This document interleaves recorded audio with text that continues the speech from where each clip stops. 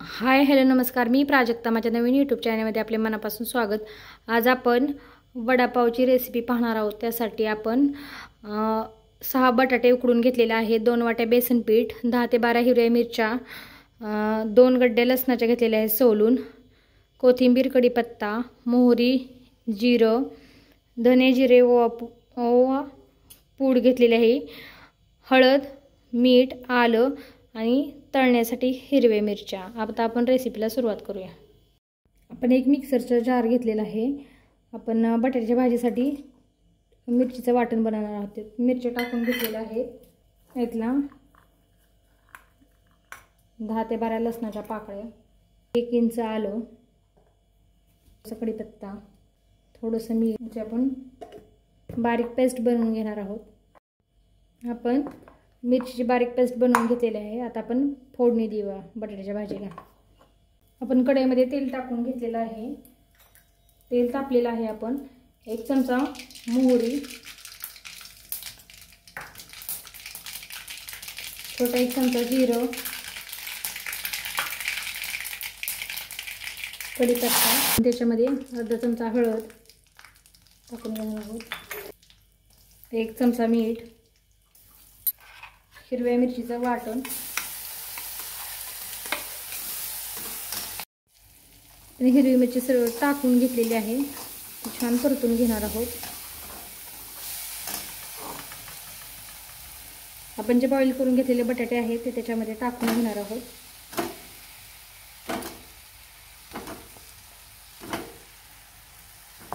मॅशरच्या साहाय्याने मॅश करून घेणार आहोत. गॅस बंद करून घेणार आहोत. आपले सर्व बटाटे मॅश करून झालेले आहेत. आपण त्याच्यामध्ये भरपूर अशी कोथिंबीर घालून घेणार आहोत. परत एकदा मिक्स करून घेणार आहोत.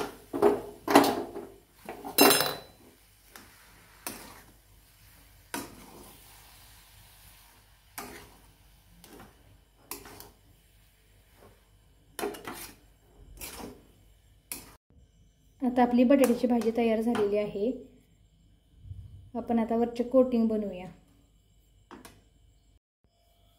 आपण आता वरचं कोटिंग बनवणार आहोत. त्याच्यासाठी आपण बेसन पीठ घेणार आहोत. आपण 2 वाट्या बेसन पीठ घेतलेलं आहे. हे छोटे 2 चमचे ओवा, जिरे, धने पूड होती ते घेतलेले आहे. चवीनुसार छोटा 1 चमचा मीठ, अर्धा चमचा हळद,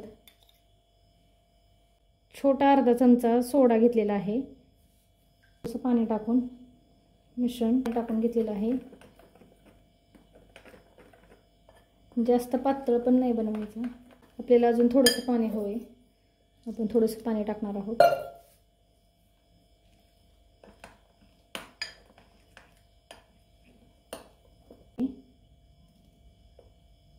असं मिश्रण बनवलेले वड्यांसाठी. आता आपण जे वडापाववर चटणी खातो त्याचे बनवून घेणार आहोत. त्याच्यासाठी छोटे छोटे बेसन पिठाचे आड्या बनवून घेणार आहोत.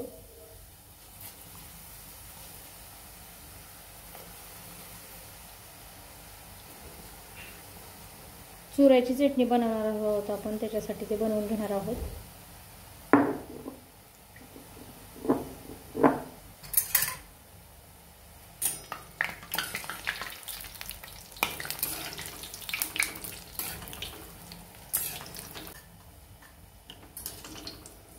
आपण हे छान पचवून घेणार आहोत. आता आपला हा चुरा चटणीसाठी तयार झालेला आहे. आपण काढून घेऊया.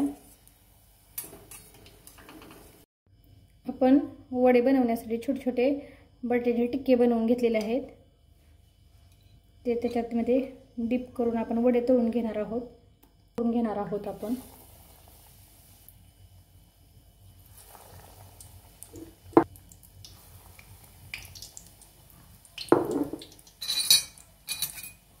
आपण ते वडे हलवून घेणार आहोत. छान आपण हे वड्यांना पलटी मारून घेणार आहोत. दोन्ही साईडने छान पचवून घेणार आहोत.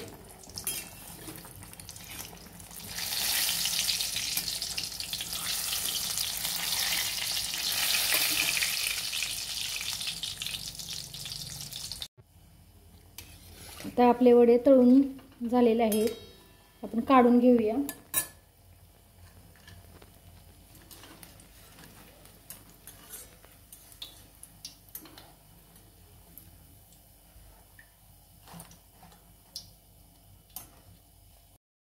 आता आपण वडापाव खाण्यासाठी चटणी बनवणार आहोत.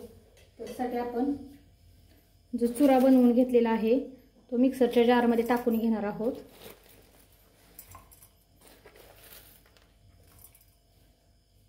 आपला हा चुरा बारीक झालेला आहे छान. त्याच्यामध्ये आपण थोडंसं लसणाच्या पाकळ्या टाकणार आहोत, 7 ते 8. कढीपत्ता, 1 चमचा छोटा लाल मिरची पावडर, छोटा अर्धा चमचा मीठ. आपण हे बारीक करून घेणार आहोत. आपली वडापाव सोबत खाण्यासाठी चटणी, चुऱ्याची चटणी तयार आहे. तेलामध्ये मिरच्या फ्राय करून घेणार आहोत. वड्या तळलेल्या आहेत त्या तेलामध्ये.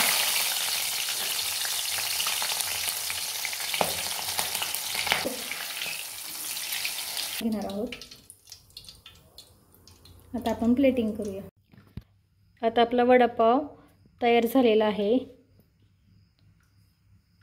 चटणी पण तयार झालेली आहे.